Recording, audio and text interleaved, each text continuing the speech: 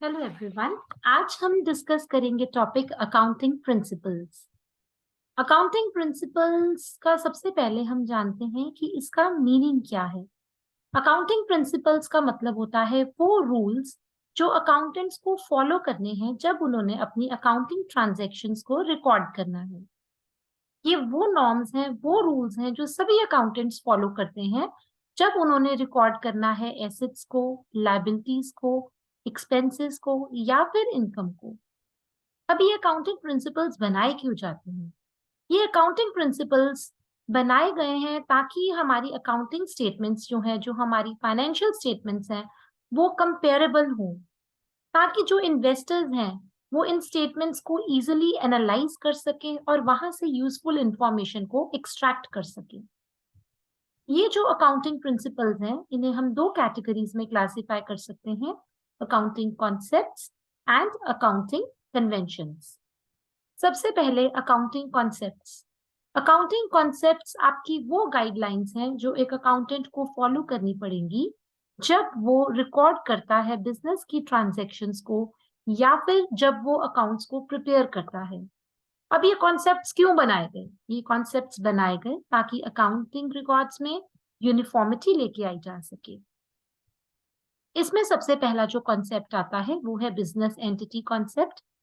Business entity concept के according business और owner दोनों अलग अलग हैं। बिजनेस एक सेपरेट लीगल एंटिटी है। इस कॉन्सेप्ट के अकॉर्डिंग जो बिजनेस है और जो पर्सनल ट्रांजैक्शंस हैं उन दोनों को अलग अलग कंसिडर किया जाता है। जब हम बिजनेस में ट्रांजैक्शंस को रिकॉर्ड करते हैं तो वो बिजनेस के पॉइंट ऑफ व्यू से रिकॉर्ड करते हैं, ना कि ओनर के पॉइंट ऑफ व्यू से। जैसे कि इंश्योरेंस प्रीमियम अगर पे किया गया है ओनर के हाउस का, तो उसे हम बिजनेस एक्सपेंस कंसिडर नहीं करेंगे, ये तो ओनर का पर्सनल एक्सपेंडिचर है। Next is money measurement concept. इस कॉन्सेप्ट के अकॉर्डिंगली सिर्फ वही इवेंट्स या ट्रांजैक्शंस बुक्स में रिकॉर्ड की जा सकती हैं जिसे कि आप मनी टर्म्स में मेजर कर सकते हो, मनी टर्म्स में एक्सप्रेस कर सकते हो। दैट मीन्स कि वो ट्रांजैक्शंस जिन्हें कि आप मॉनेटरी टर्म्स में एक्सप्रेस ही नहीं कर सकते, उन्हें आप बुक्स ऑफ अकाउंट्स में रिकॉर्ड नहीं करेंगे। इसमें हम एक एग्जाम्पल लेते हैं, जैसे कि कंपनी का सीईओ है, उसने एम्प्लॉइज को लेक्चर डिलीवर किया। उस लेक्चर के थ्रू उसने एम्प्लॉय के मोरल को रेज किया और जिसकी वजह से सभी एम्प्लॉइज टाइम पर अपना करंट प्रोजेक्ट जो है वो कंप्लीट कर सके। पर ये चीज को हम अपने अकाउंट्स में रिकॉर्ड नहीं करेंगे कि सीईओ ने लेक्चर डिलीवर किया अपने एम्प्लॉइज को। क्यों? क्योंकि इसमें कुछ मॉनेटरी वैल्यू इंक्लूडेड नहीं है। But on the other hand अगर बिजनेस में कोई लैंड परचेज किया गया है तो हम उसे जरूर रिकॉर्ड करेंगे, क्योंकि जब लैंड परचेज किया तो बिजनेस ने उसके बदले में पेमेंट करी है।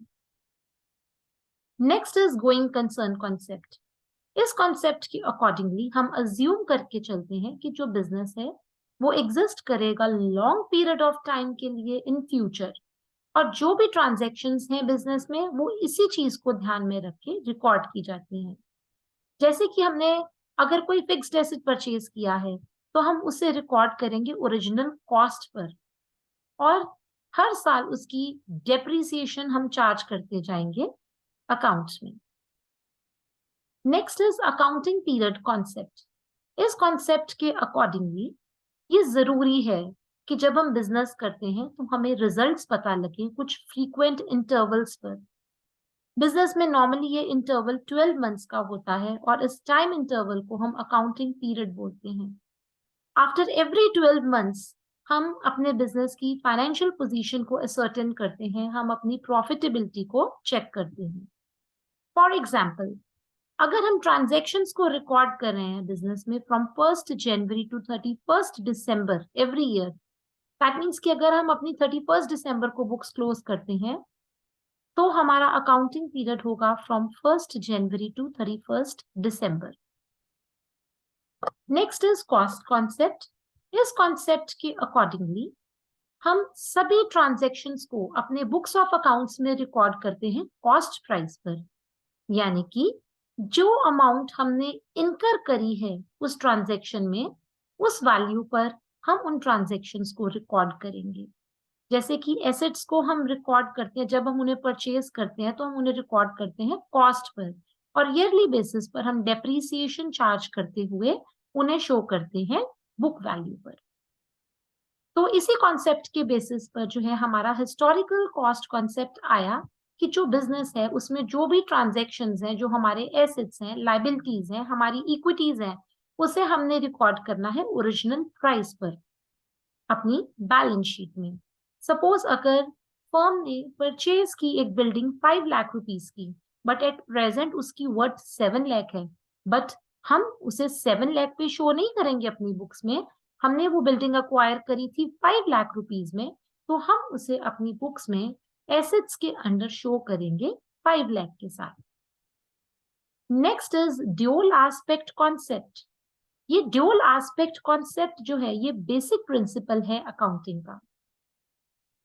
It provides for recording all the business transactions in the books of accounts. ये बेस प्रोवाइड करता है हमें सभी ट्रांजैक्शंस को रिकॉर्ड करने के लिए। इस कॉन्सेप्ट के अकॉर्डिंग हर ट्रांजैक्शन का ड्यूल इफेक्ट है, डेबिट और क्रेडिट। इसका मतलब जब भी कोई ट्रांजैक्शन होती है तो उसका इम्पैक्ट दो अकाउंट्स पे पड़ता है on opposite side. The value of benefit received is equal to benefit given. इसी बेसिस पर हमारी अकाउंटिंग इक्वेशन भी बनी है, that is assets is equal to liabilities plus capital. हम जैसे एग्जांपल लेते हैं, issue an invoice to a customer. हमने अपने कस्टमर को इनवॉइस इशू किया। One part of the entry increases the sales, which appears on the income statement, while the other part is shown as increase in asset of receivables in the balance sheet. That means for every debit there is a credit.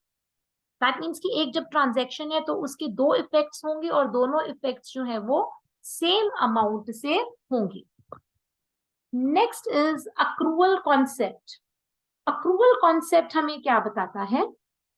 Accrual concept हमें कहता है कि हमने जो business है उसमें जो भी इवेंट्स हैं या ट्रांजैक्शंस हैं उन्हें रिकॉर्ड करना है जब वो ट्रांजैक्शंस अकर होती हैं। ये जरूरी नहीं है कि हमने उसकी पेमेंट की हो या हमें उसकी पेमेंट जो है वो रिसीव हुई हो।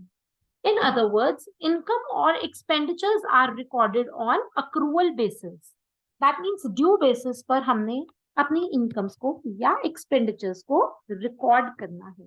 दैट मीन्स सपोज अगर हमने सेल करी है, हमें बेशक उस सेल की पेमेंट उस टाइम नहीं भी आई, बट हम अपनी बुक्स में रिकॉर्ड कर देते हैं कि हमने इतनी वैल्यू की सेल करी है। Example, when a company purchase supplies from a vendor but has not yet received an invoice for the purchase. Company ने सप्लाई तो कर दिया है, बट अगर कंपनी को भी चाहे इनवॉइस नहीं भी मिला है, बट हम उसे रिकॉर्ड कर देंगे अपने बुक्स में कि हमने परचेजेस करी है। Next is matching concept. इस कॉन्सेप्ट के अकॉर्डिंगली जो नेट प्रॉफिट या लॉस है फर्म का, उसे हम असर्टेन करेंगे मैच करते हुए रेवेन्यू ऑफ बिजनेस को उसकी कॉस्ट के साथ। दैट मीन्स जब भी कोई ट्रांजैक्शंस, जो भी हमारी ट्रांजैक्शंस हुई हैं, हमने पूरे फाइनेंशियल ईयर का जो एक्सपेंडिचर लेना है उसी फाइनेंशियल ईयर के हमने रेवेन्यू लेने हैं और उसे मैच करके हम फाइंड आउट करेंगे कि हमें प्रॉफिट हुआ है या लॉस हुआ है। So the revenue is realised. The next step is to allocate. जब हमारा रेवेन्यू रियलाइज होता है तो अगला स्टेप हमारा क्या आएगा? अगला स्टेप आएगा कि हमने अकाउंटिंग पीरियड में ये फाइंड आउट करना है कि हमें प्रॉफिट हुआ है या लॉस हुआ है। तो उस प्रॉफिट या लॉस को जानने के लिए हम जिस पीरियड के एक्सपेंडिचर्स लेंगे उसी पीरियड का रेवेन्यू लेंगे और उन्हें कंपेयर करके फाइंड आउट करेंगे कि हमें प्रॉफिट हुआ है या हमें लॉस हुआ है। That means as per this concept, matching concept, जो रेवेन्यू है और जो एक्सपेंसेस हैं वो सेम अकाउंटिंग ईयर के होने चाहिए। इसके बाद आती है हमारे अकाउंटिंग कन्वेंशंस।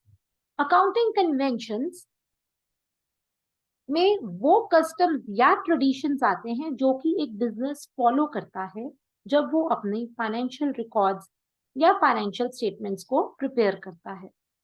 अकाउंटिंग कन्वेंशंस जो डेवलप हुई हैं ये बहुत समय लगा के डेवलप की गई हैं through regular and consistent practices of the accountants all over the world.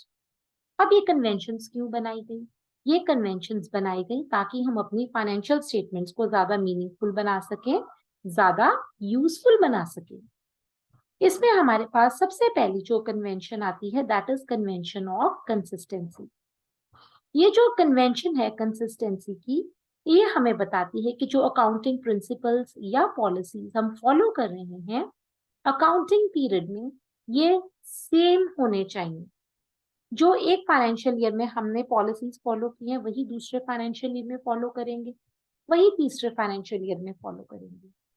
As for example, अगर हमारा जो फिक्स्ड एसेट है हमने उसमें डेप्रिसिएशन जब चार्ज की, अगर एक साल हमने स्ट्रेट लाइन मेथड फॉलो किया तो नेक्स्ट ईयर भी हम स्ट्रेट लाइन मेथड ही फॉलो करेंगे।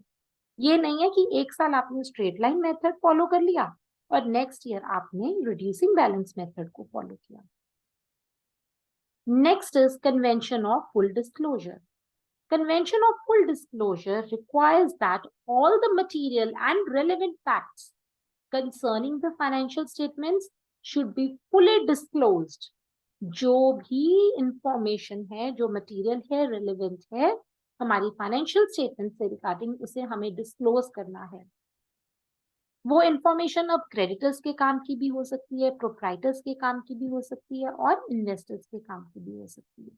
फुल डिस्क्लोजर की कन्वेंशन यही बताती है कि बिजनेस में हमें सभी चीजों को प्रॉपरली डिस्क्लोज करना है ताकि वो financial statements true and fair view को रिप्रेजेंट कर पाए हमारे बिजनेस के। Next is convention of materiality.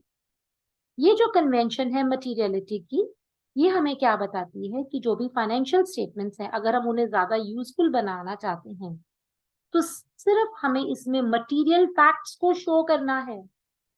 Material facts वो जो यूजर के काम के हैं, जिसके बेसिस पर यूजर डिसीजन लेता है किसी भी चीज के बारे में। एग्जाम्पल, बहुत सारी कंपनीज जो है वो अब अपनी फाइनेंशियल स्टेटमेंट्स को पब्लिश करती हैं सर्कुलर फिगर्स में और पैसा को ओमिट कर देती हैं। ये जो ओमिशंस हैं ये इनसिग्निफिकेंट हैं अगर हमारी वो फिगर करोड़ में है या फिर लैक्स में है। Next is convention of conservatism. ये जो कन्वेंशन है कंजर्वेटिज्म की, ये हमें गाइडेंस प्रोवाइड करती है रिकॉर्ड करने के लिए हमारी ट्रांजैक्शंस को in the books of accounts. ये कन्वेंशन हमें सजेस्ट करती है पॉलिसी ऑफ प्लेइंग सेफ।